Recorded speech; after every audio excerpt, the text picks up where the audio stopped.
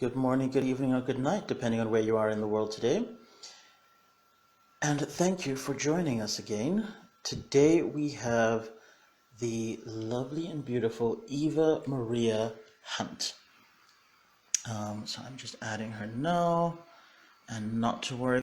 Hopefully, we are able to avoid most of the usual technical difficulties that we sometimes have on these. But you never quite know, do you? I'm around, yeah. But that's perfect.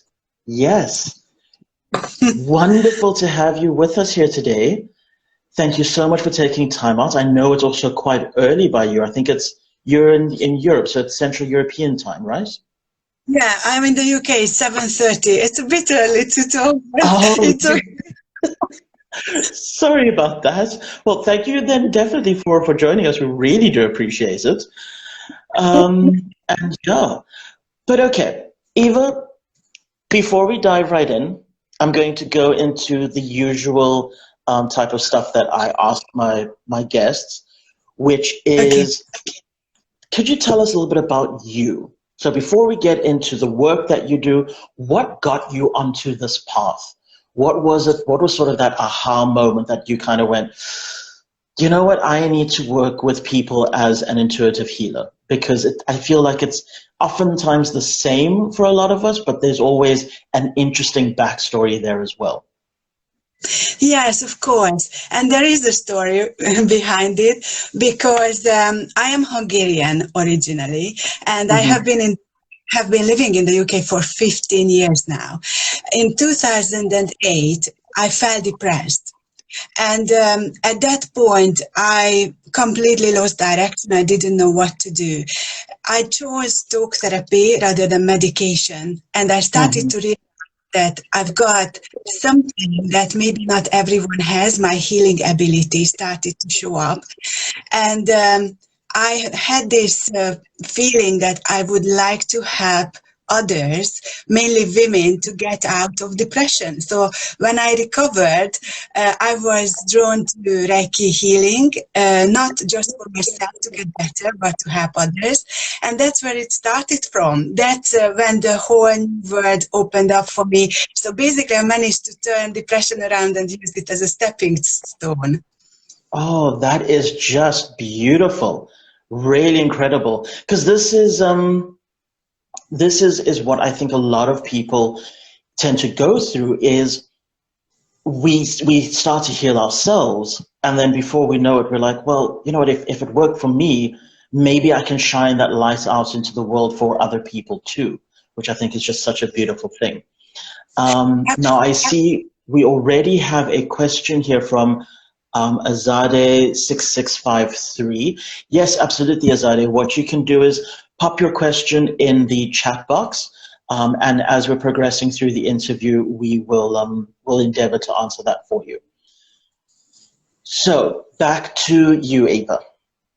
Now, your work that you're doing is, I think, so beautiful also because one of the things that you mentioned in your pre-interview questions was you're helping people to live an empowered life based on love, not fear. Yes. And the reason why I think that that is so beautiful is because our world has very much been fear-based. You know, it's always been work hard, otherwise you might lose your job. You know, eat healthy because then otherwise you might get sick. We're always approaching things from a fear of what might happen, as opposed to from a love perspective of, I'm going to eat healthy because I love my body. I'm going to work hard because I enjoy what I'm doing. So this is, I think, really, really beautiful. But maybe you could walk us through what your work actually entails and how you help people to live from the divine. I notice you made one of the taglines is going from logic to intuition. So if you could walk us through that a little bit. Yes, of course. So, as I mentioned, with this depression, I started to walk a brand new life, Mm, or a brand new path and start to live a brand new life. And what I noticed that when I was treating people with Reiki healing, yes, I managed to raise their vibration and they felt really good and they left the session like, oh my God, I never experienced anything like this. But they obviously after a while went back to the starting point because they went back to their life doing exactly the same that they have been doing. Like you mentioned, living from fear, their vibration went straight down. And so I realized I would like to give them some tools which they can take away. So it's not just them relying on me, but helping to change their habits and helping to live an empowered life. So I learned many modalities like crystal healing, color therapy. Also, I am a Qigong for Health teacher, which is Qigong is based in Chinese medicine. So it is helping people to use their own life force energy to direct it in a very positive way. These are all part of my method, what I am teaching for people to empower them. And the beauty is they can take it away, so they don't need to just be with me all the time. And also I learned to become a law of attraction practitioner, understanding the energy world fully, how it works and how it makes a huge difference when someone is actually acting from love rather than fear. So my method has been for about 10 years to do the hands-on healing and pair it up with coaching so people understand what's happening with them, how they can help themselves, and give them these tools to take away. Does it answer your question? It does indeed. And I think that that is so brilliant because so often when I'm talking to other coaches and whatnot, there is generally a theme that runs through. And that is that we always try to be the guide on the side, not the sage on the stage. We try really hard to make sure that, like you say, our clients are then not dependent on us, but rather that they have real tools that they can take away with them and run with that in their lives. I think that that is just amazing that that's what you're doing. Now, the other thing I wanted to ask you about is you started out in the corporate professional world. And I say this with a bit of a smirk because it's so interesting to me how many of my latest interviewees have all come from a similar background as myself, where we've all worked in the financial services industry in some way, shape, or form. You started out as a commercial economist. Yeah. Now, from what I understand of that particular field of work, that can be a very stressful job, but also it's also quite rewarding. Of course, any work can be rewarding if done from the right perspective. Do you miss it? Do you still do some work in that arena, or have you transitioned completely into your new modality? The short answer is yes, I completely transitioned. So basically what happened was I was 35 when I changed countries. So when I moved from Hungary abroad, and I didn't come straight to UK. But when I settled down here, I realized that I can't really work in my old profession without much effort, and I didn't want to relearn everything in my second language, in English, and that kind of put me into crossroads. And when this depression happened, and as I mentioned, I used it as a stepping stone, I found a world which works completely differently, and I allowed myself to shift into the intuitive life. And when you do that, you never want to go back because you don't want to feel stress, you don't want to feel fear. And I am not missing it. For a while, when financially I wasn't stable, because it wasn't just all happy and successful 10 years in my life, I felt like, maybe that could give me a bit more stable income. But that was the only thing that made me think, shall I keep it as a side work, or what shall I do? But now I am able to rely on my holistic work. No, I would never go back. Fantastic. That's actually such a beautiful story, and I think it's one that most of us agree, that is, even though the corporate world is definitely exciting, I'll put it that way. But I think when you've had a proper taste of this kind of work and the rewards that it offers, seeing your clients making these massive changes in very short spaces of time, seeing their lives go from stressed to thriving, you're just able to look around and go, why would I change this? For what possible reason could I want to work with anything else? So for sure. Now, this is a bit more of a personal curiosity question as opposed to anything to do with this particular topic, but we will swing back in a second. But it's just something that I've been dying to ask you since we got on this interview. You are from Hungary, and one of my favorite cities in the world besides beautiful Cape Town, where I live. Unfortunately, there's nothing in my office I can show you that looks like Cape Town right now, but one of my favorite cities in the world is Budapest.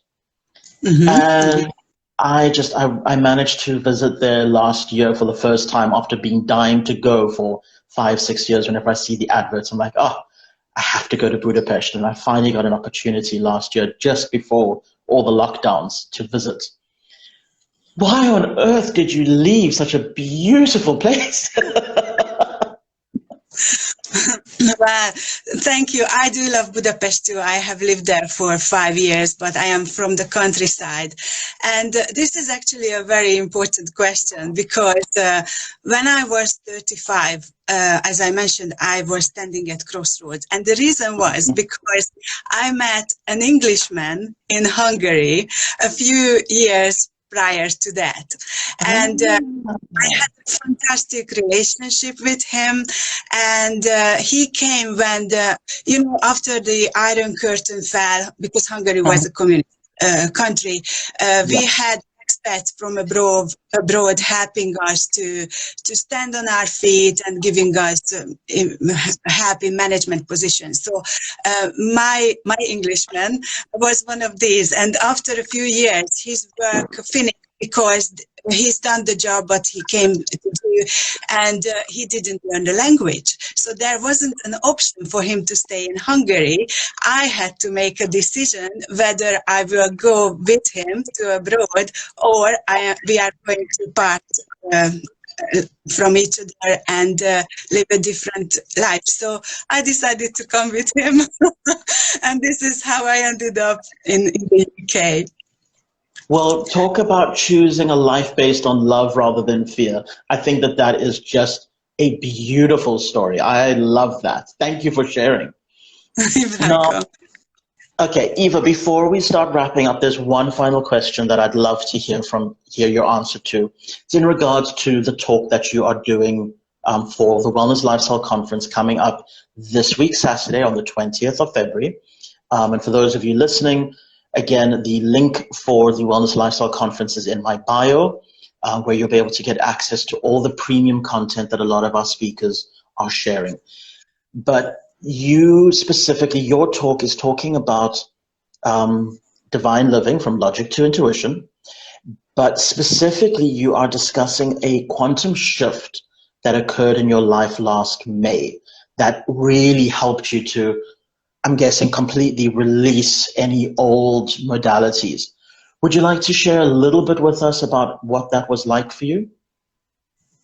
Yeah, I'm trying not to say much about my talk because then people don't want to listen. So basically, what happened prior to May last year, I got into a very dark place because my private life went really pear-shaped. I decided to file for divorce, and of course that brought up lots of questions about how am I going to support myself fully, because I don't know about you, but the holistic healing arena sometimes is an up and down, a roller coaster ride financially. So yes. I just needed to be sure I can support myself. So I got really into almost like a trap, because I just didn't know what to do. So then the lockdown hit, obviously it got even harder. I lost my income. And this quantum shift is something that I never expected to happen. I had no idea it's possible. And without sharing much about it, this is something now I am teaching others how to do. And this is why my talk is titled Divine Living, because divine living means that you live your excitement. You live with, not just with excitement, but you live your passion. You live what gives you joy. And I really can't wait to share this with the audience, how empowering it is to step into this completely new world. And that shift is not impossible. It's not something like, oh, it's good for her, she done it, but how am I going to do it? I can give a 6 steps, almost like instruction, how to do this. Fantastic, because I know that so many people really kind of went through the ringer last year with lockdowns, not just financially, but also emotionally and mentally. A lot of people were forced to look at themselves long and hard in the mirror and go, is this the life I really want to be living? And I find it so interesting that so many of my, not just my clients, but my colleagues and the other speakers and the various healers that I work with all said that last year was such a big shift for them, myself included. You know, it was a really big mental shift that needed to happen. And it hasn't been the easiest thing. You know, I think also in the community, there's a lot of this idea of love and light, constant love and light, love and light, love and light. And people forget that the universe is very much about polarity. There's ups and there's downs, there's darkness and light. So, you know, whilst, yes, it's a positive quantum shift that's been happening in a lot of people's lives, that's not to say that it's not a difficult process to go through. So I think that having those tools to be able to navigate those dark waters more effectively is so important for people. So for everybody listening here today, catching the replays as well, you're going to want to be there for this talk so that you can get your hands on those tips, because I think that is just going to be so incredible for everybody who is still maybe struggling or who knows that whatever life that they're currently living is not for them and they need to make a shift and they need to make a change, but they don't even know where to start. So this will be a really good way to kickstart that process, I think. Absolutely. So, Eva, once we're going to start wrapping up and whatnot, but how do people get in touch with you if clients want to work directly with you? If there's anybody on this live today, or again catching the replay, who feels that they've really resonated with you, what would you suggest? How do people get in touch with you? Well, the best way is either sending me an email or visit my website, because on my website they can find everything that I do. Do you think I can share it afterwards to put it in as a link? I'll pop it in the comments as well, and I will link to your Instagram profile too, so that people can go through to your profile and to your website as well. Absolutely. So just before I go, I do many other things than we talked about. And on my website, everything is featured. So if they would like some intuitive readings or coaching or healing, everything is available. Fantastic. Eva, it has been such a joy to have you with us today. I really do I appreciate your energy. It's so bright and light so early on a Monday morning when most people I think are kind of going, oh, new week, but it's just been so good to have this conversation with you today and joyful. So thank you so much for your time, and we look forward to your talk on Saturday as well. That'll be available on the Wellness Lifestyle Conference. One last time, everybody, link for the Wellness Lifestyle Conference is in my bio, and I'll be linking through to Eva in the comments section of this video. Eva, thank you so much. Thank you. An absolute pleasure to have you today. Go well, and we will speak very soon. Yeah, I look forward to it. Take care. Thank you. Cheers then. Bye. Bye. Bye.